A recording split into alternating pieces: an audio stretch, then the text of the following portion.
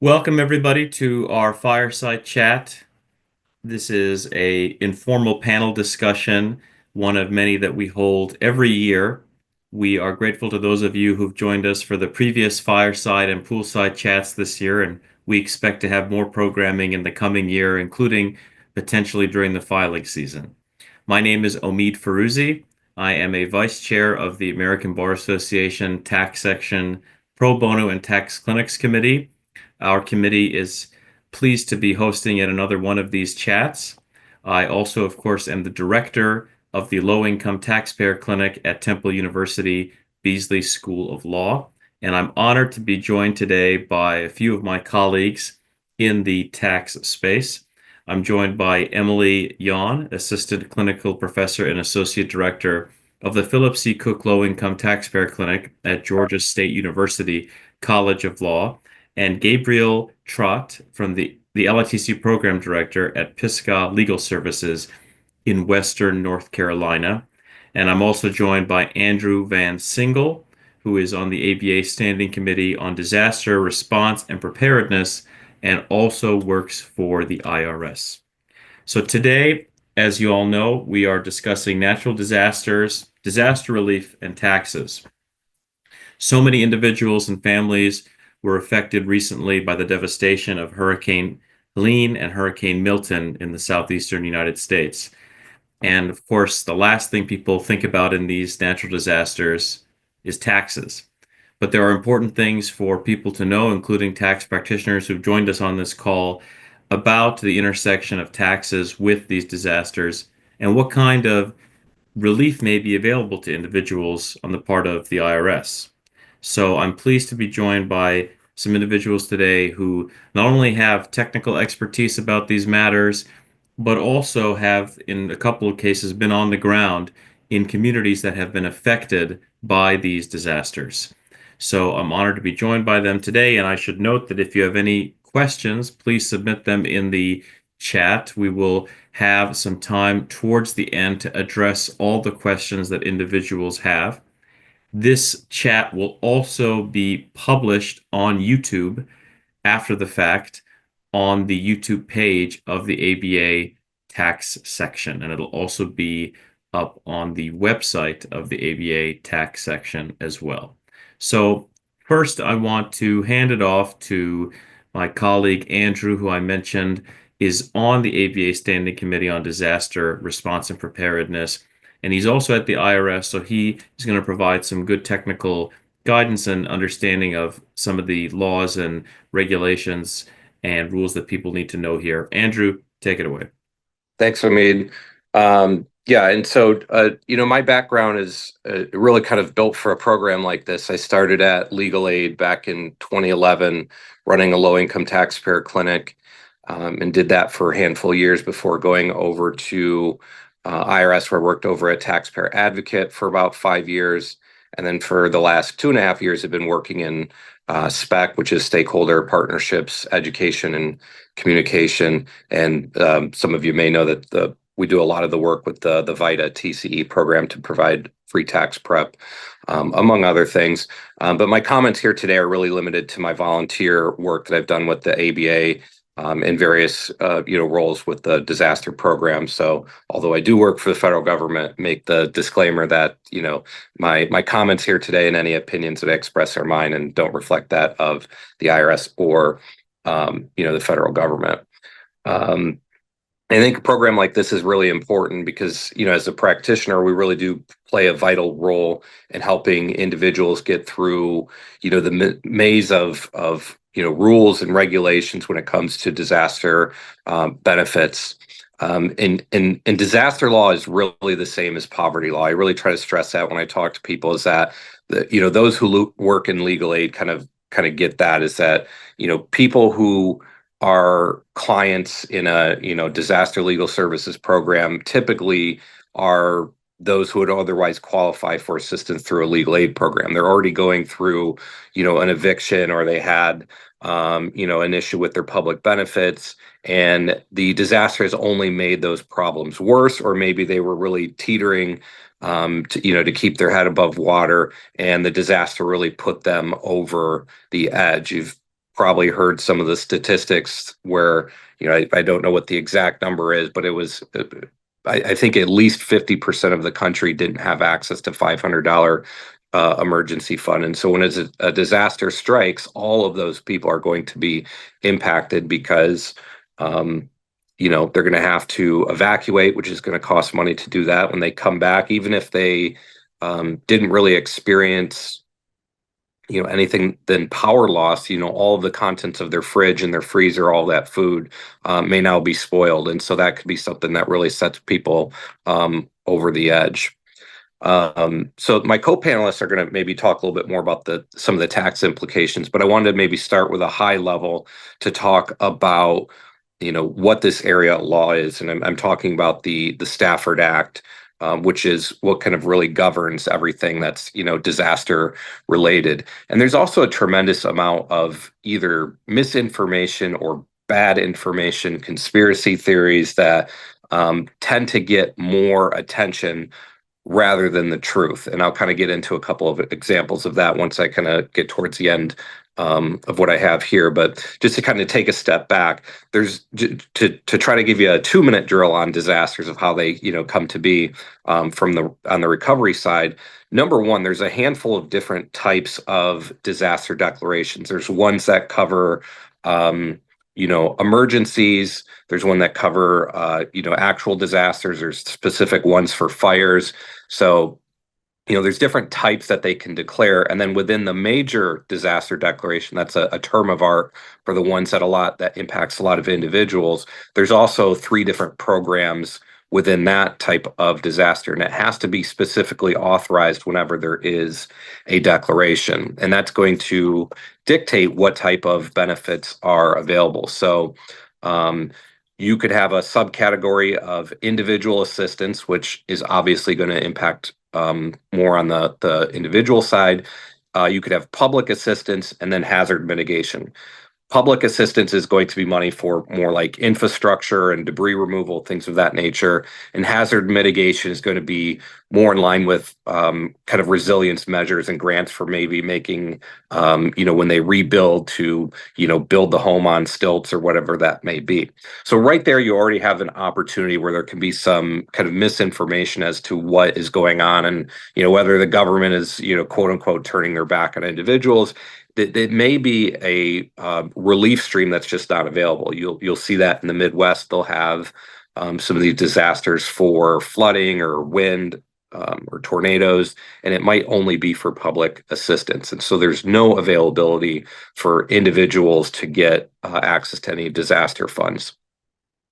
So that process can tend to take, depending on the size of the disaster, it can take, hours to get to a major disaster declaration, or it could take weeks or even months for, more smaller scale or more dispersed type of incidents.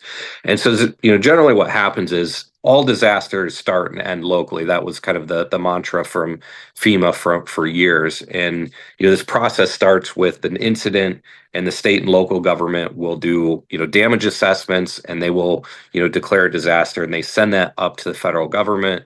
FEMA is going to review it to see what type of, assistance is going to be needed. And then it goes to the president to be signed. And once the president signs, you have a major disaster declaration and different types of benefits that are going to be available.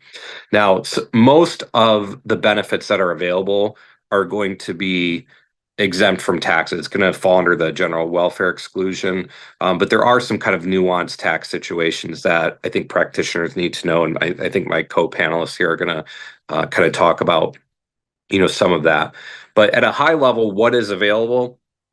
Well, number one, you have what they formerly called critical needs assistance. I think it's called immediate needs now, and that's the $700 of really quick. It's designed to get out quickly. And that's, again, another touch point where you can kind of hear different opinions as to, the government's response to disasters.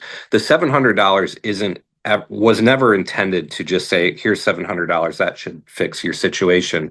It was designed to get it out immediately, kind of no questions asked. You put in your information, do registration. If you're in the zip code with the disaster, where the disaster, occurred, you're going to be able to get that quick money to put gas in your tank, to buy food, whatever it may need to kind of get you along the road for the next couple of weeks. And that number is, and those dollars typically are not even available in every disaster. These are usually for very large scale disasters like a hurricane, Harvey, Irma, Maria, Michael, Helene, Milton, those types of events. So if you have a flood that occurs in, the middle of, central Illinois, that's not even going to be available to begin with. FEMA is also not insurance. That's another problem, that people go into those transactions thinking that, I'm going to get to be made whole because I can go and just rely on the FEMA benefits to make me whole. And that's another just kind of misconception about these benefits, which is that FEMA is not insurance. And they may help replace a lot of the contents in your home, but if you have a 3-bedroom and live by yourself, you're not going to get 3 beds, 3 TVs, 3 dressers, all of that replaced. It may just be enough to get you really back on your feet, a bed, a dresser, and just the contents for one person. So again, that's where you run into a lot of just kind of misconceptions and anger. The expectations aren't in line with what the available options are. And then you run into issues where, the agency really just didn't interpret or carry out the regulations as they see fit. And then I think you do have some, legitimate gripes with that. And that's, I think, why having advocates available to help do, appeals of those denials is really important. But quickly moving along here, some of the other programs that, there's that disasters, and FEMA work with the Small Business Administration to do disaster loans to individuals. I think that's kind of an important note there, because most people hear small business and think that, well, it's only for businesses, but SBA does offer long-term low interest rates for individuals to get them back on their feet. And again, those are loans. It's not free money. It's not insurance. You're taking out, a loan at favorable rates to help get you back on your feet.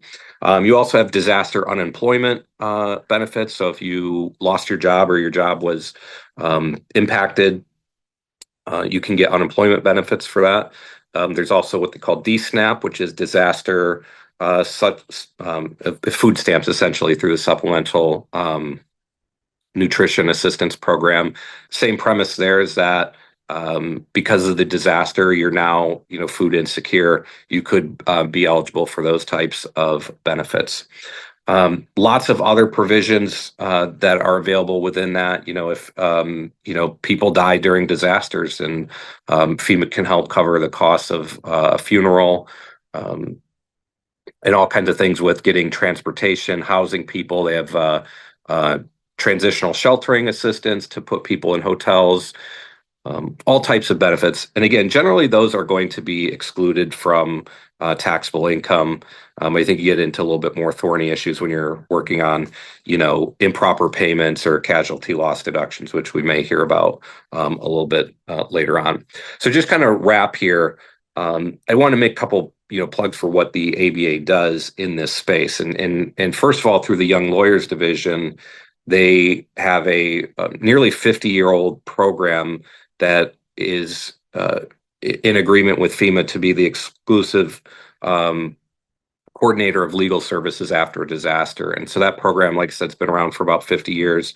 We have volunteers in the Young Lawyers Division that help coordinate the recovery efforts that are done at, the national level with, FEMA and the Red Cross, and with the local level, which is usually state and local bar associations, legal aid, and volunteers. So I'd really encourage you all to, if this is an area that's of interest to you, to go on the ABA's website and research more about how you can get involved with, volunteering with this program, which kind of gets into the next point, which is, with coordinating legal services can be really difficult, because when there's a really bad disaster that happens, everybody kind of at the same time stands up and says, I want to help, and I want to either go down there or I'm going to sign up. And what happens is, people often have a lot of interest right when the incident occurs, but a lot of the legal needs, as you may know, they don't really pop up until 3 months, 6 months, or a year after the fact. And by that time, everybody's moved on to the next crisis. So, the coordinators think, great, we have 1,000 people that signed up, but 90% of them don't actually take cases. During Hurricane Harvey, when I was coordinating that program, we had over 2,000 lawyers sign up to help, and I think it was less than 10% actually took on cases. So if you are going to sign up, I always tell people just be realistic with what your level of commitment can be. Cash is king. Giving money to trusted programs is really the best way to make a significant impact in this area. Um, they call SUVs spontaneous unsolicited volunteers. People will show up. You may have saw that too in North Carolina. You had all these videos going on, TikTok and YouTube and Twitter. People were saying, they're not letting us in, and this is a whole conspiracy. And I think the problem is they just really don't have that broader appreciation of a lot of the roads are impacted. There's still recovery efforts going on, so we can't just have a unregulated flood of people coming in, because then those people now may become victims and may need rescue, and so that can be kind of a touchy situation as well. And again, that kind of speeds it. Goes into the last point, of which there's just a lot of misinformation out there, and just be very suspect of some of the things that you hear. A lot of times there's two sides to the story. I don't want to be viewed as maybe just this staunch defender of FEMA and that they don't do anything wrong. They certainly do, but there's a lot of times that the what you're seeing isn't really kind of the reality of what the situation is. If you're interested in learning more about disasters, Stetson University is going to be putting on a program in March through Equal Justice Works and through coordination with the American Bar Association. And I think it's in the middle of March. I can get that information. But if you just do a search for resiliency program at Stetson, you can see that information. We're currently in the RFP process right now. I think we're going to be putting on a disaster tax law program. But if you have any other ideas for programming, more than welcome to do that, and hopefully we see you there. So I've spoken for a lot, so I want to turn it over to my other co-panelists to kind of talk about what their experiences is at the local level. And if you have any other questions for me, I think we're gonna hold those questions for the end. Omeed, was there anything that popped up for immediate discussion? Well, thank you for that, Andrew. I just wanted to note before I forget, and while we still have a whole bunch of people on this call, that I wanted to thank my student, Melissa Poblete, who helped put this panel together. She's one of my low-income taxpayer clinic students, and I'm grateful for her for all of the hard work in getting everybody together for this panel. I know it's tough to get a whole bunch of people together for something around the holidays, so thank you, Melissa. And also, I should note that Emily shared in the chat, I think for everybody, American Bar Association disaster resources. And she also shared information from FEMA in terms of myth busting. So now we'll hand it over, as Andrew mentioned, to Gabrielle. And Gabrielle, you actually live and work in Western North Carolina. So please share with us your perspective. Yeah. I live in Asheville, North Carolina, which is in the Appalachian Mountain region. When Hurricane Helene hit Florida, it shot up and then hovered over the southern part of the Appalachian Mountain region. And so what we saw, so much rain. I mean, I think just the entire landscape as a whole received anywhere from 15 to 36 inches of rain. I've seen estimates of 40 trillion gallons of water was dumped into the area, and that's enough to fill the Empire State Building 140,000 times. So just catastrophic flooding. And that, certain areas had to be evacuated. It was strong enough to uproot buildings. The French Broad River runs through Asheville. It generally crests at 3 to 4 feet. It ended up cresting at almost 25 feet during the storm. So, you have all the damage that's caused by the flooding. But then also we were having wind from anywhere from 45 to 100 miles an hour on top of the mountain. So that's uprooting huge trees and debris. I think there was a major damage caused by trees. Buncombe County, which is where Asheville is, lost 40% or 40% of their trees were damaged. And in addition to the wind and the rain, we added landslides and tornadoes. So, not surprisingly, immediately following the storm, we didn't have utilities, so we were without power. And then also, Asheville specifically lost water. And that was because our treatment center was totally devastated, and then some of the main lines coming from the reservoir were also damaged. We were without water, like no water whatsoever, for about 3 weeks. So people are using water from creeks to flush toilets, and the other thing that kind of complicated the issue is because of the damage caused by the flooding, like destruction of bridges, and then the debris in the roadways, Asheville and probably like 60-mile radius were essentially trapped. We had no way to exit. All of the interstates were shut down. I mean, there was no safe way to get into the city or out of the city. So supplies were having to be airdropped, and that. But during that initial 3 to 4 days, that prevented FEMA from actually getting to us as well. So it took probably 3 to 4 days for the power to start coming back on in certain areas. And that's when we could use cell phones and were able to communicate. And at that point, the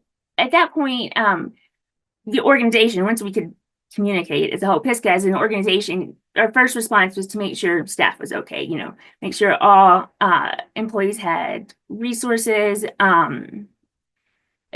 access to water, access to food. We did have colleagues that lost homes, colleagues that were injured during the storm, like a tree fell through the roof and, resulted in a concussion. We lost office buildings. So, it's kind of that initial shock is kind of assessing what the damage is just as an organization. And then those who were able and wanted to help our community. And so we started concentrating on FEMA applications, applying for the $750 that Andrew mentioned. I'm helping clients do that. We also, I tried to reach all of my clients just to make sure they were safe and had everything they needed. I took supplies to some of them, especially, the elderly that are located in these really rural communities up the mountain, making sure that they had access to things. And I think it was probably a good 4 weeks before I did any substantive tax law, like before I really started working on my cases. And that some of that coincides with the water issue because we were totally without water for 3 weeks. And then about 3 weeks after, we get running water, but it's not potable water. And that lasted for about 8 weeks. So we just got potable water back November 18th. So that, which means you were under a boil water advisory for all of that time that you had running water. Schools were out for 4 or 5 weeks.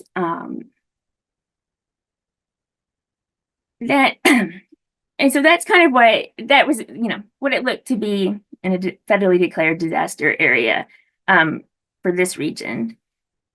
And kind of to transition, to switch gears here, one thing I wanted to be sure to mention is, so Biden just signed into legislation as of Friday. This new legislation applies to the casualty loss deduction. So as the code is written currently, I'm just going to focus on personal use property and not business use property. But if anyone taxpayers located in a federally declared disaster can take a casualty loss deduction for losses on personal use property. It's somewhat limited in that you can only claim the deduction if you're itemizing, so it's a below the line deduction, and it's calculated by, it must be greater than 10% of your adjusted gross income, less $100. So it's not a 100% deduction by any means. And that's available, that's always available if you're in a federally declared disaster area. But what this new legislation does is it essentially it extends any federally declared disaster from January 2020 to January 2025 as a qualified federal disaster, which means now instead of itemizing this deduction, it essentially functions to increase your standard deduction, and it's only reduced by $500. So it's not tied to your adjusted gross income, and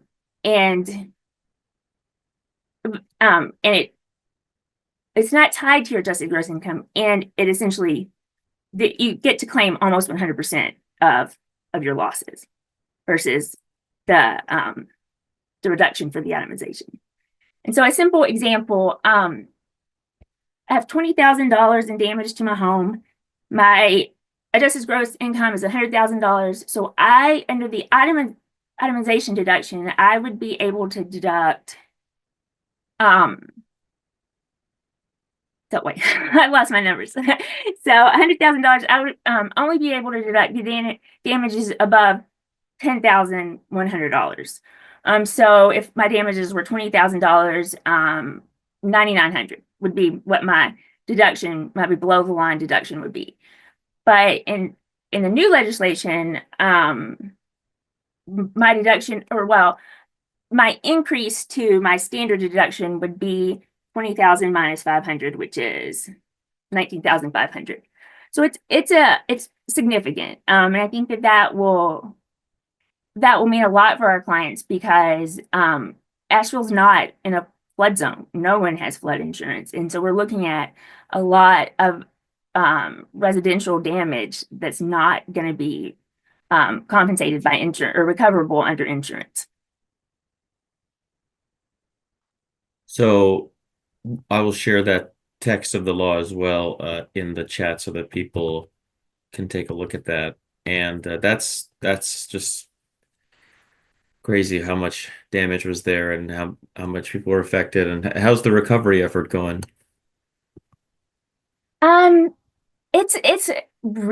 It's still startling. I mean, going through the city, there are two major rivers in the city, and there's still buses and vans and debris in the trees. 2 months after the fact, just we have a lot of roads that are still closed within the city. Of course, like on the interstates, bridges and things like that. There are certain parts of the interstate that are just closed. It's slow. I think it's going to be a slow process. It makes sense. Well, thank you, Gabrielle, for sharing your perspective and for letting us know about this new law that the president signed recently.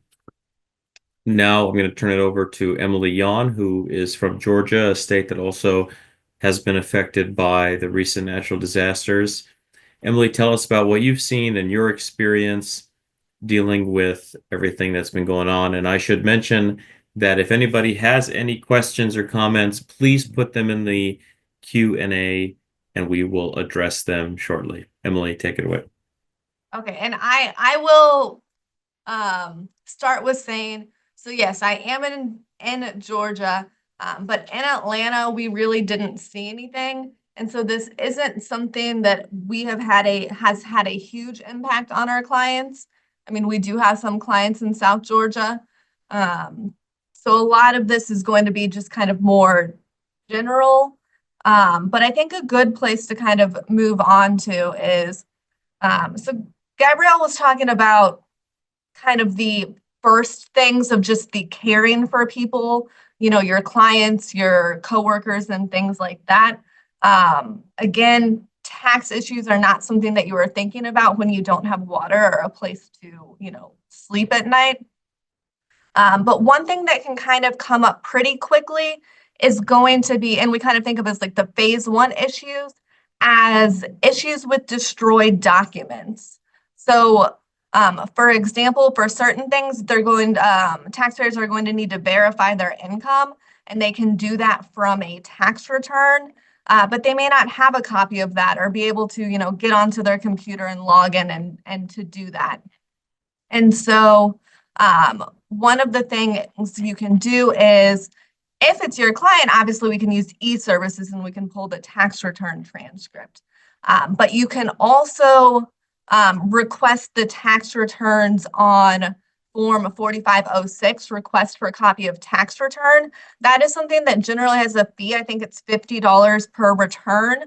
But if your taxpayer is in a federally declared disaster area, they can write the FEMA declaration number at the top of that. And so for Georgia, that's 3616-EM, and they can get that for free.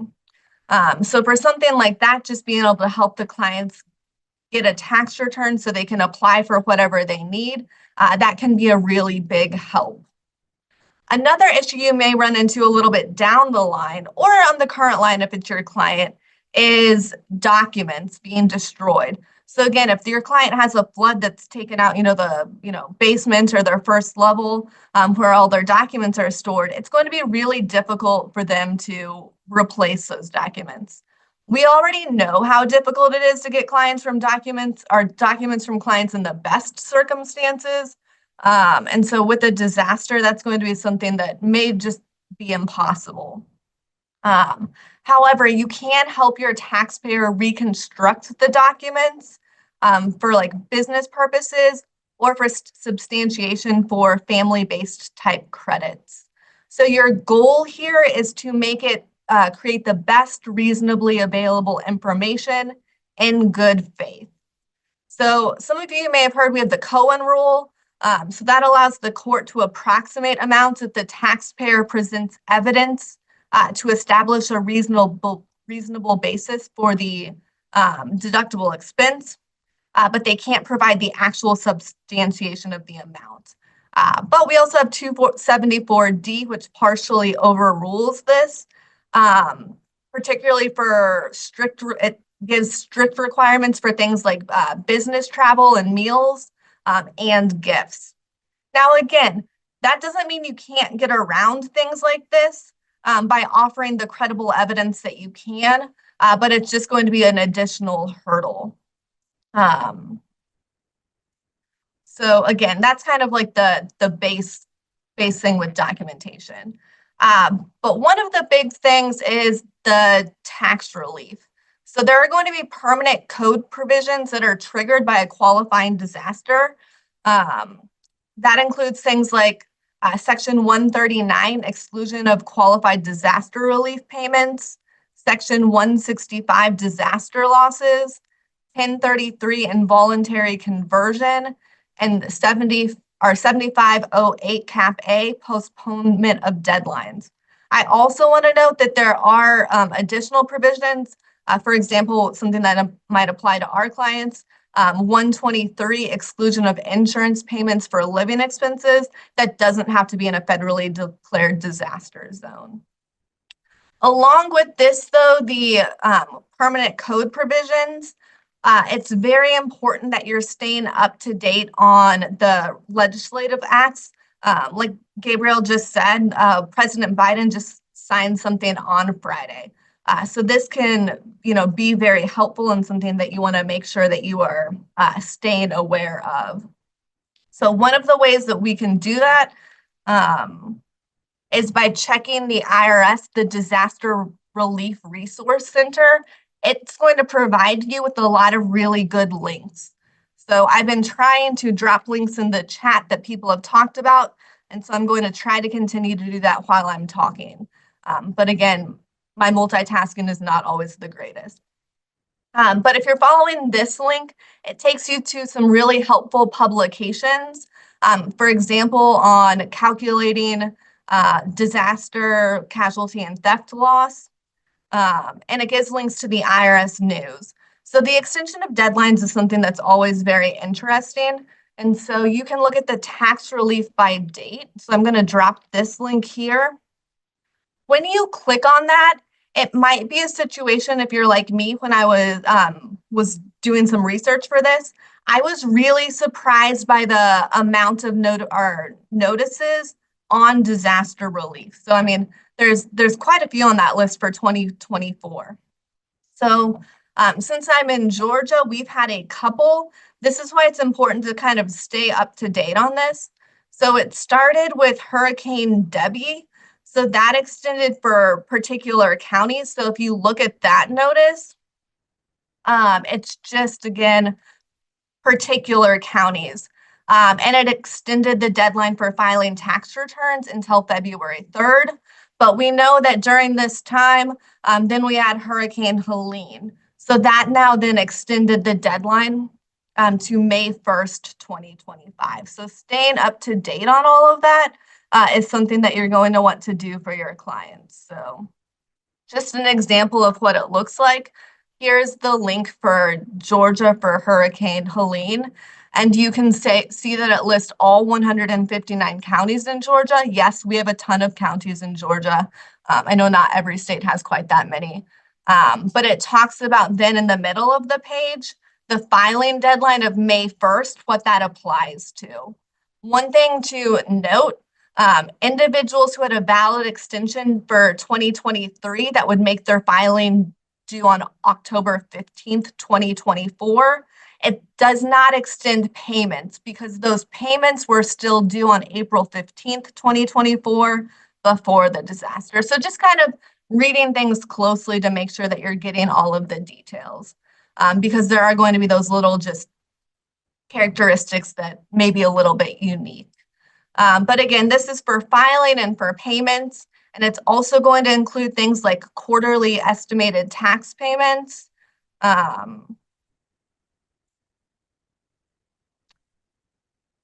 and quarterly payroll and excise tax deposits, which probably isn't something you're dealing with in a low-income taxpayer clinic, but something just good to know about. So, okay. So Kimberly Griffin asks, can the code sections that you discussed be listed? Yes. We'll do that. And if anyone is wondering where I got all of this great information, I can't claim anything on my end. I am a big proponent of effectively representing your client before the IRS. So if you don't already have that book, definitely get it. It's chapter 24, and it provides all of basically everything that I'm talking about.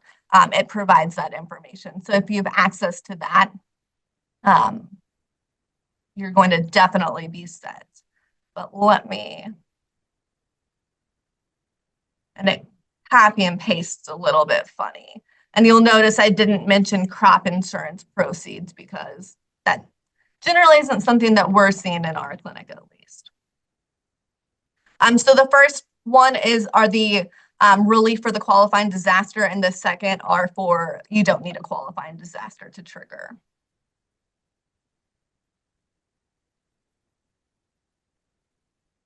And I should note the resource that you shared is really great in terms of the tax relief by date.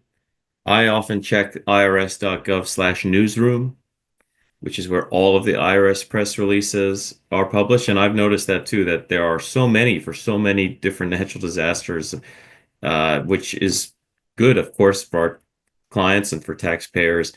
And, you would be surprised at the extent of things that are covered there. And in terms of things for which deadline extensions are given, of course, everybody remembers when COVID hit, because that was a national emergency covered under 7508A, that was something where we were able to see a deadline extended for everybody. But things that are even happening in different states, as Emily mentioned, like hurricanes, natural disasters, flooding, etc., often we'll see the IRS extend deadlines, including May 1st for Helene and Milton victims is a deadline that people should be aware of. But the details are in the link that she shared in terms of the tax relief by date. So thank you so much for Hey, sending that. Andrew and Omeed, I think your chats are just going to the host and panelists. I'm not sure that everyone can see them if you want to copy and paste them to everyone. Yes. Yeah, for some reason I'm not able to message everybody, but if one of you are able to copy and paste messages and send them to all, I would be grateful. So, I Omeed, I can just for some shameless self-promotion. So I put in our, I think it's just in our internal chat. I was saying if someone wants to, I'm on my phone, so I have a little bit less functionality. But I wrote a law review article on at the time it was the 45 years of the ABA's disaster legal services program. So it kind of talks about how it first started after Hurricane Camille back in 1978, maybe, or 68. And then also too some more kind of information of the effectively representing book is a great resource. Bruce McGovern and I co-authored that disaster chapter. Although in full disclosure, Bruce McGovern did probably 97% of the work on that. So I just show up at the end and put my name on it.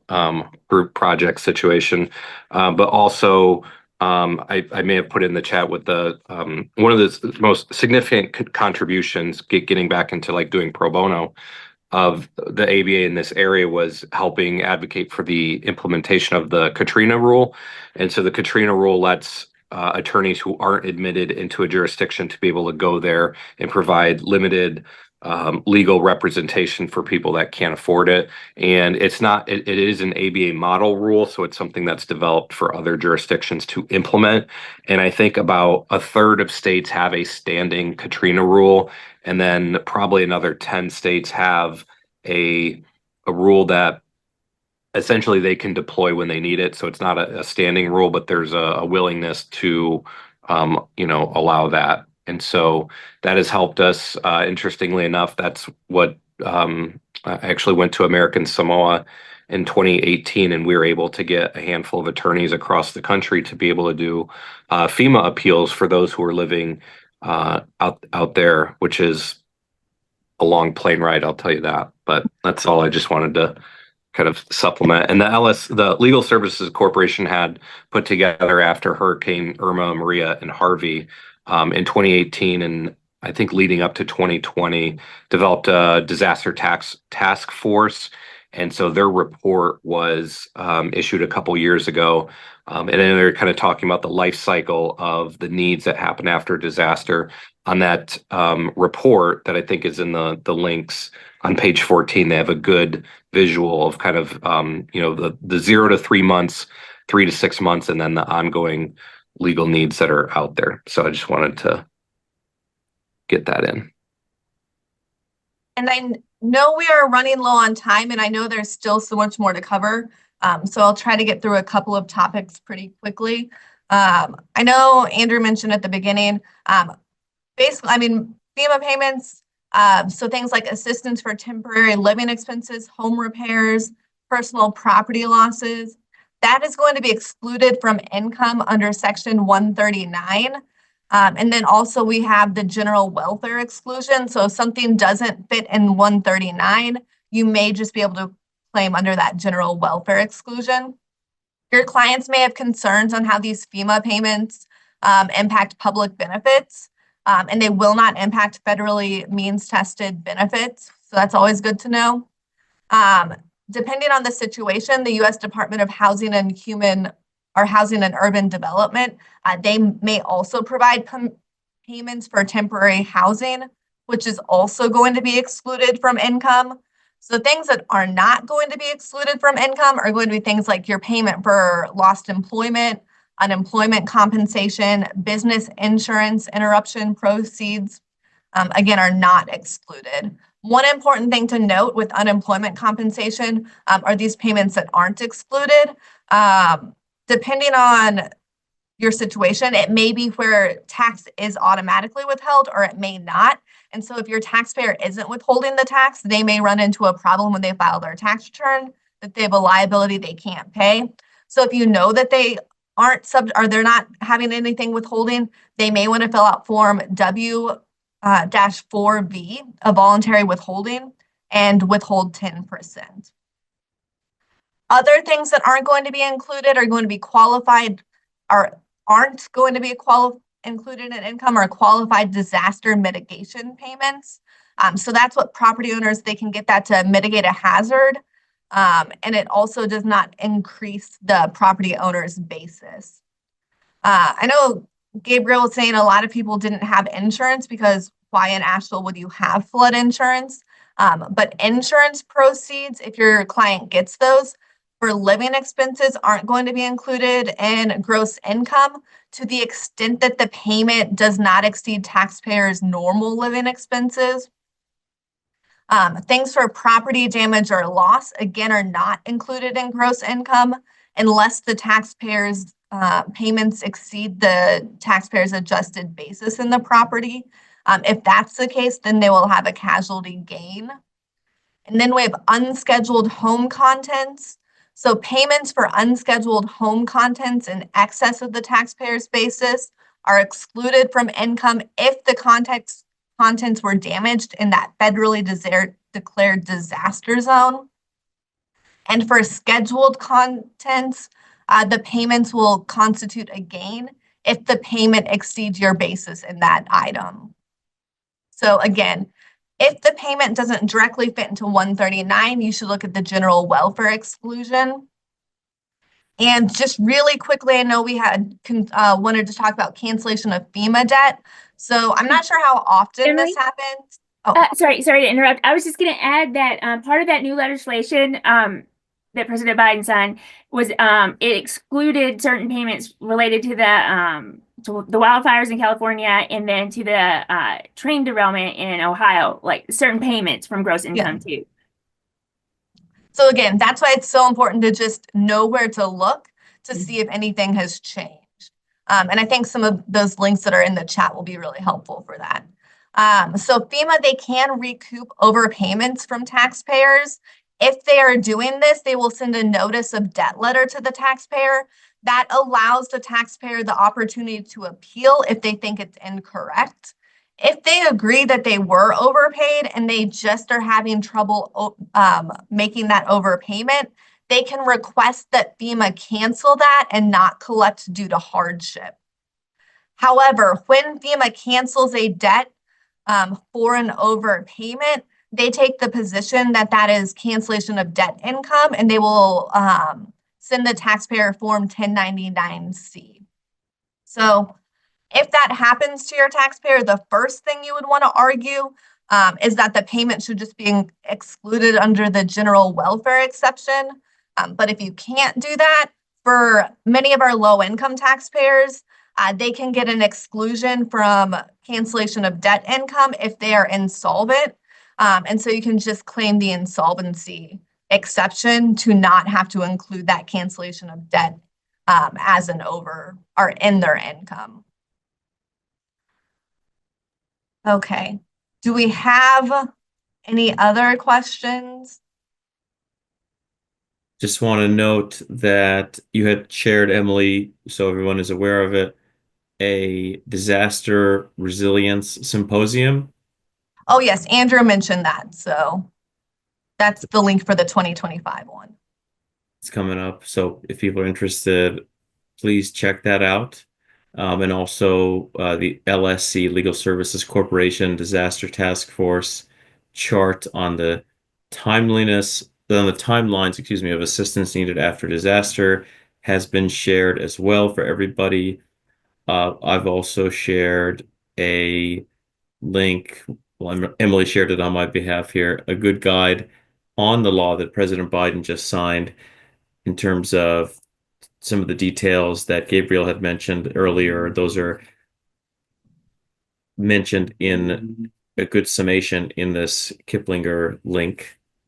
And in terms of some of the other things that have been shared, so I shared a link to guidestar.org, which some of you may be familiar with. So if you're interested in donating to relief efforts, there still is an ongoing recovery effort, as Gabrielle mentioned, in Western North Carolina. If you're interested in donating to organizations like the Red Cross or other entities, other nonprofits that are assisting people in need, you can go to guidestar.org to find a good, reputable nonprofit or charity for which you can donate to ensure that people who are suffering and who need your help can get that assistance. So I recommend checking out that website for some of those resources.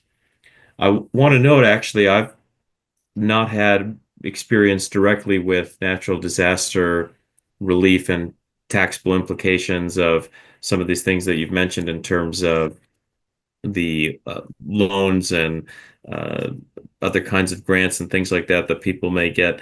But I have dealt with the FEMA overpayment issue.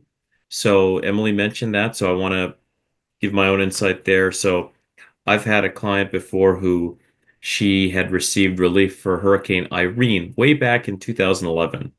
And she had received assistance for that hurricane in terms of relocation.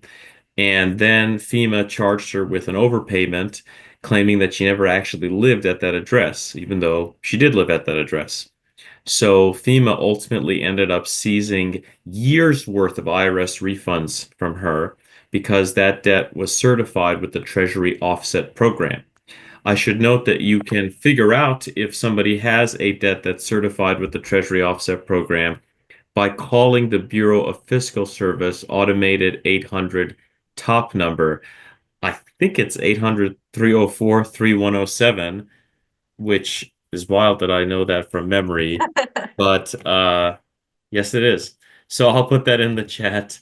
Um, and you can call that number to figure out if you have if you or your client have a governmental debt that is certified by the US Treasury such that your IRS refunds and or Social Security benefits or other kinds of federal government benefits or payments could be taken for that debt. So this was a person whose refunds over the course of many years had been taken and intercepted for this FEMA overpayment debt. We were able to help her. This was when I practiced at Philadelphia Legal Assistance in their low-income taxpayer clinic. And because it was related in some way to an IRS controversy, because you had IRS refunds that were being taken from her, we were able to take this on.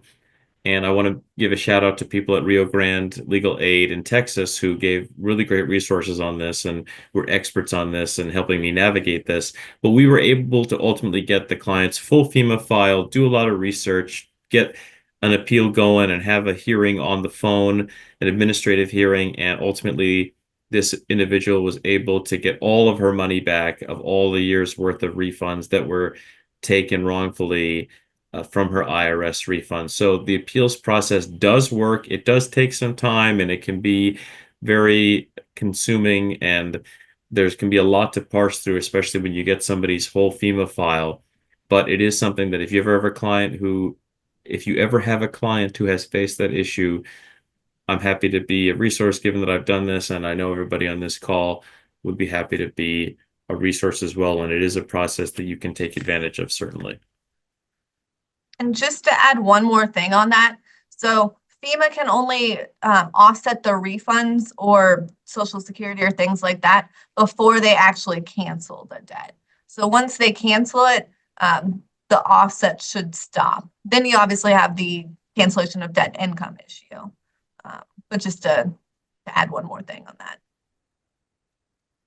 And the research or the legal aid in Texas that you mentioned, Omeed, they have been wonderful in providing training for our organization to deal with FEMA and things like that. So, you know, if you're ever going through this, they're incredibly helpful. Yeah, they're wonderful. So I'm grateful to have them as a resource in that case, and I'm glad to hear other people have also been able to work with them on this issue as well. We still have a few minutes here for questions. If people want to ask any questions, we certainly heard a lot today from the panelists about all kinds of details in terms of disaster relief and taxes.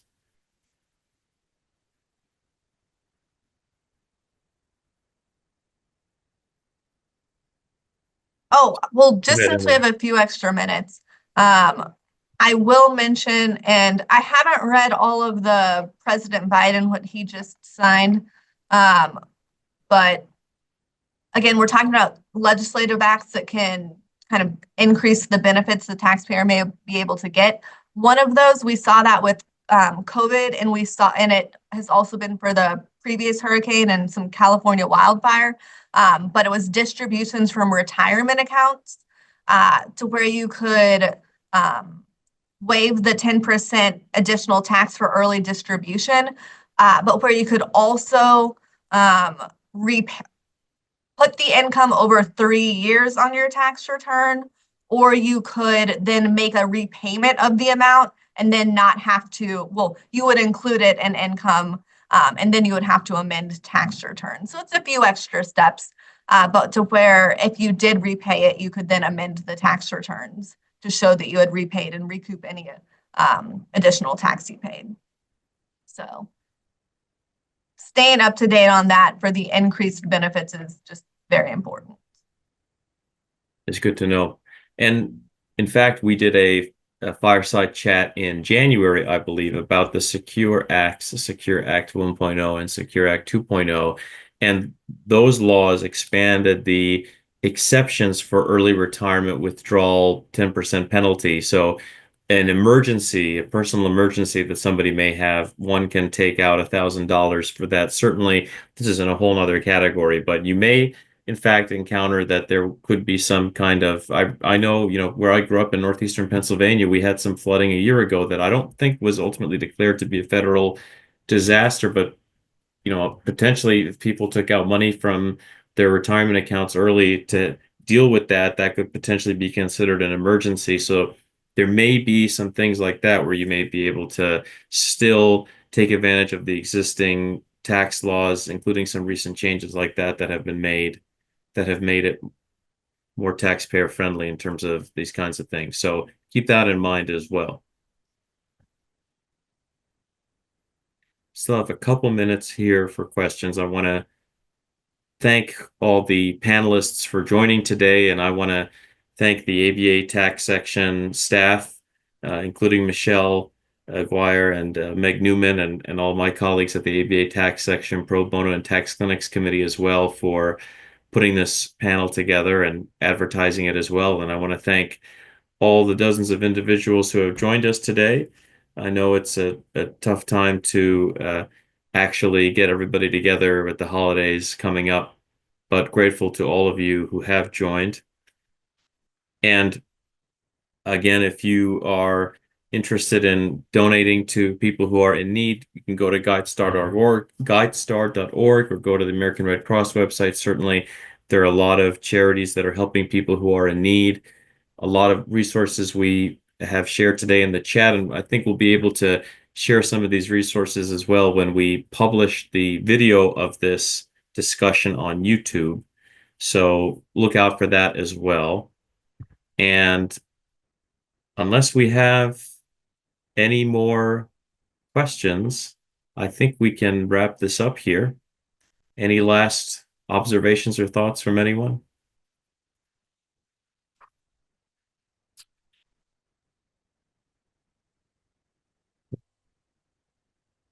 All right. Well, thank you so much, everybody. Happy holidays. Oh, looks like we have one little thing. Oh, just a thank you. It's a bunch of thank yous. Wow, that's wonderful. Okay, good. Well, thank you. Very much in the holiday spirit. That's good. Well, thank you, everybody. Happy holidays. Happy New Year. Stay safe out there. Stay warm. Thank you for joining us for this fireside chat, and we'll see you all soon.